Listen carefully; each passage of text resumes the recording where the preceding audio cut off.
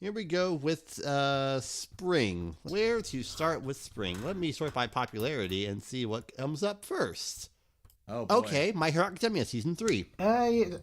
What is there even to say Yeah, about I My mean, Hero? My Hero is My Hero. I mean, for me personally, like the first half of season 3 was really good. The second half adapted what is probably the weakest arc for the manga for me, so that one was a little bit more of a shrug.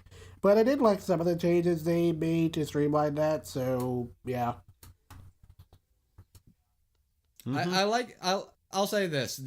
This is the arc, this is the season that was adapting the stuff I was most looking forward to seeing animated. And here's the thing about Studio Bones, that they were doing season 3 around the same time they were doing the movie. So some stuff in the second half didn't look like as up to snuff as it usually did. But here's the thing. Studio Bones knows which of the moments are the go big as They know which ones, and they did them so good. They did them so good. Yes. Major props to, like, especially to Christopher Sabat and Clifford Chapin, especially really good stuff this season. Mm-hmm. And on the opposite end of stuff that is good, because I don't really recall anybody really talking too much about it, Steins Gate Zero. I watched maybe the first 5 or 6 episodes, and I was like, okay, it's kind of nice to see a more serious version of Okame, but I fell behind the simulcast, and I never felt inclined to catch up. And that was also it was also around the time we were recording a classics episode for the Dub Talk. And rewatching season 1, we're like, oh, okay, there's actually some stuff in here that's a little problematic to me. So I don't I don't know how inclined I feel to catch up on Zero now. Yeah. I hear mixed things about Zero, but I may still catch up to it. Maybe. I don't know. I got plenty of stuff to watch. I can wait. Yeah. Also, just because I know it's not going to come up, Manchu Advance. I love a Manchu. There's a weird arc in between, but it is a very comfy, enjoyable show. I say that because you probably skipped it, didn't you? Probably. I understand. Yeah. We got limited time here. Okay, let's get to it. Next up, look at this. Full Metal Panic, Indivisible Victory. What a train wreck. I did not finish that, actually. I watched maybe 6 or 7 episodes. I still didn't finish it. I'm glad this exists, but this is very much like a very before my time kind of show, and I never caught up to it. Yes, I'm glad it exists, though. Yeah. And I'm glad the dub brought as many people back as they did. It was funny. I watched the first episode subtitled. Like, it feels too weird. Like, it feels too weird watching this show subtitled now. So I'm just gonna wait for the dub. And then the dub was like, oh hey, it's all these actors I recognize, and it's so really good. So yeah, it was definitely one of the better ADV dubs. So that was nice. Mm-hmm. All right. How about Golden Kamuy, the Bara Harem show nobody ever thought they wanted, but well, they wanted. Listen to me. That you will never get anything like Golden Kamuy period, because there is no other kind of maddening genre crockpot. Okay, I will say this about Golden Kamuy. There are not many shows that could manage to come back after that messy CG bear in episode 1, but Golden Kamuy managed to endure. The CG bear was a red herring. It managed to succeed in spite of a CG bear. And if that isn't the very definition of tenacity, I don't know what is. You get a period piece drama that is post Russo-Japanese War era Japan, where it is a shonen like goal hunt that is ultra violent, but also like a very accurate look into an indigenous culture rarely talked about in Japanese media period, and is accurate to the actual culture of the people, while also being about hunting, cooking, and also simultaneously being a goofy Ichibara lewd. There is nothing. there is nothing. They're in this very world comfortable like with Golden their Comet. bodies around each other. Oh my god, like the sea otter thing, like I knew like they were very hot, but it's like, oh yeah, dude, this show straight up, like if Tadagaki was a girl in any other show, he would be the one with the big titties that's falling all over himself, showing everybody everything. Yeah. Like he's straight up like popping out of his top. It's amazing. It's good stuff. Indeed. Yeah. Well, since Wolf isn't here, I'll mention this for him. Good as any money pitch.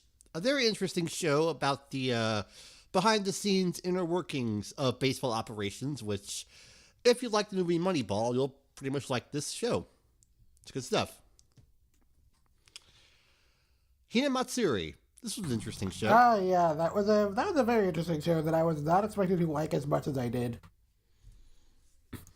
I mean, like, yeah, not many shows can manage to go from like really weird comedy about a plot that doesn't really make sense if you think about it for more than like 10 seconds to actually to actually being like really heartwarming stuff about families and, you know, how you kind of choose your own family and stuff like that. It was really nice. Mm-hmm. And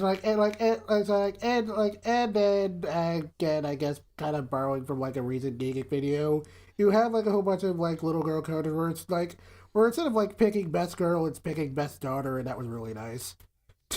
All right. Oh, how about this? Legend of the Kuroko Heroes. Wait. That was certainly something, wasn't it? Yeah. Galactic Heroes, yeah. Yeah. I mean, as somebody who's looking forward to that adaptation for a while, it was pretty good, but like, they literally only adapted the first novel and not even the entire first novel, so it's like, well, gotta wait to see what they do in 2019. So, yeah. It's, like I said, it's a very good series. They did some good stuff. I'm curious to see what else they're gonna do. All right.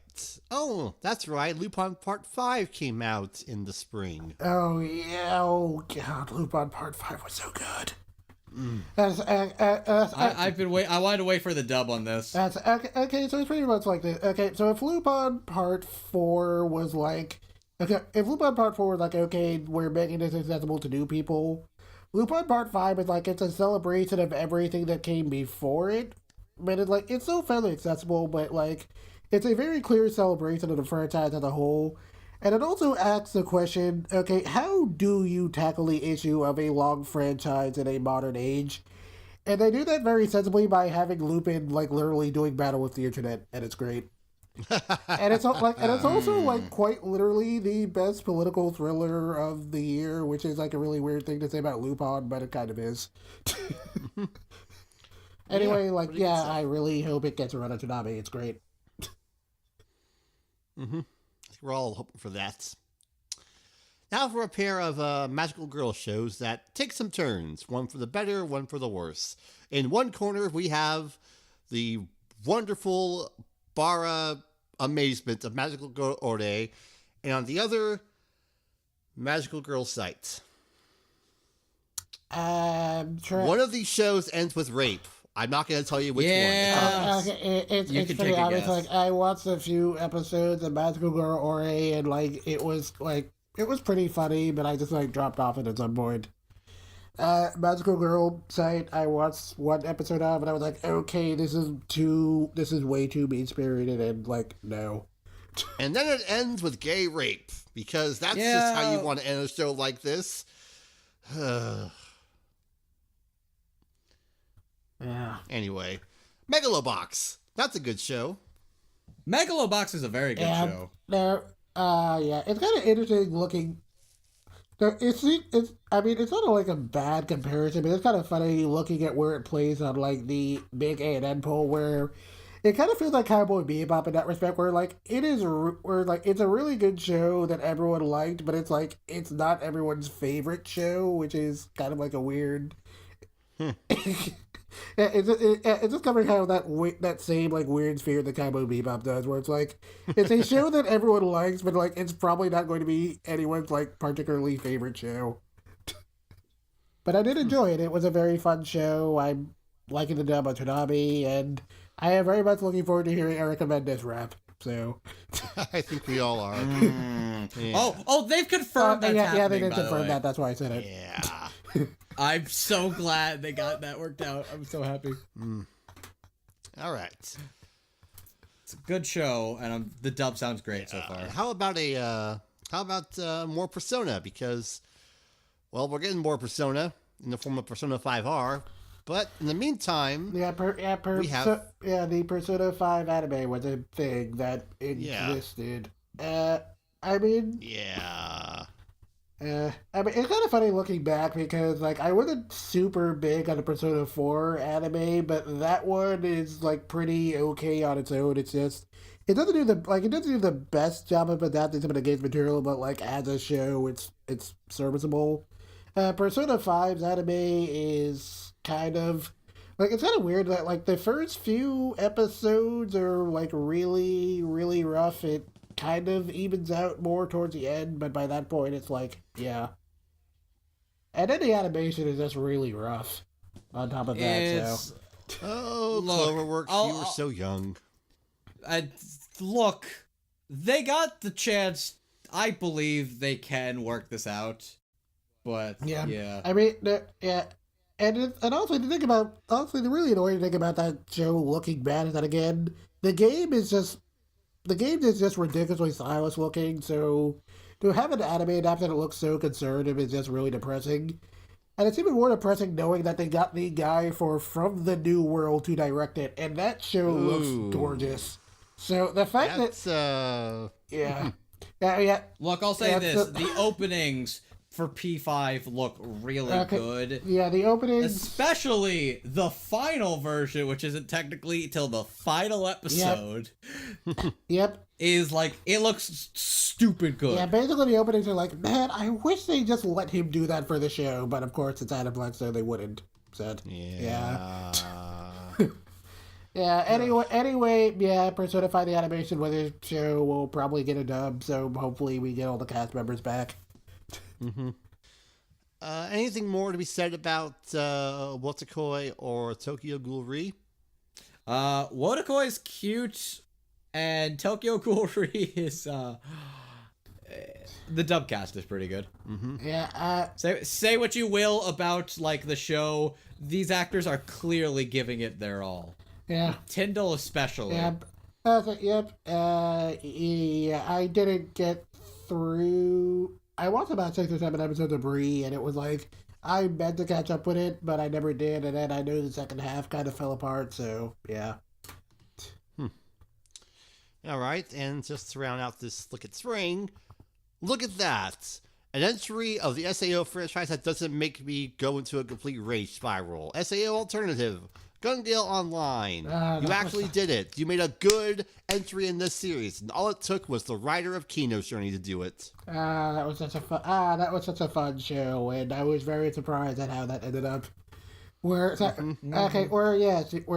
it's just about gamers, you know, playing with guns and whatnot, but no, it was actually a love story all along. And that makes me very happy because I knew this franchise had potential. It just took somebody other than Reki Kawahara to pull it out. But anyway, yeah. I very much enjoyed that show, and I very much enjoyed the dub, which came out recently. So, yeah. Yeah. I'm still waiting for them to put that on Netflix because they just sort of announced that on Hulu for like last minute. It's like, damn it. The dub's pretty fun. Allegra Clark is like really, really having fun as Peter Hui, so yeah. Allegra Clark, God bless her bisexual heart. Yes! That woman is great. One of my people. Oh yeah, no, she is like unabashedly like bi and proud, and she's fucking awesome. I waved my pink and purple flag to you, madam. She also talks about how hot all her characters are. It's awesome. Well, you know who she plays in JoJo Part 4, right? I mean, come on. I know who she plays in Part 4. She plays the MILF. Yes. You should see some of the stuff she plays in like Fate and stuff. Like she knows some of her characters. And speaking of Part 4, since that news broke today, congratulations to DC Douglas on being Kira.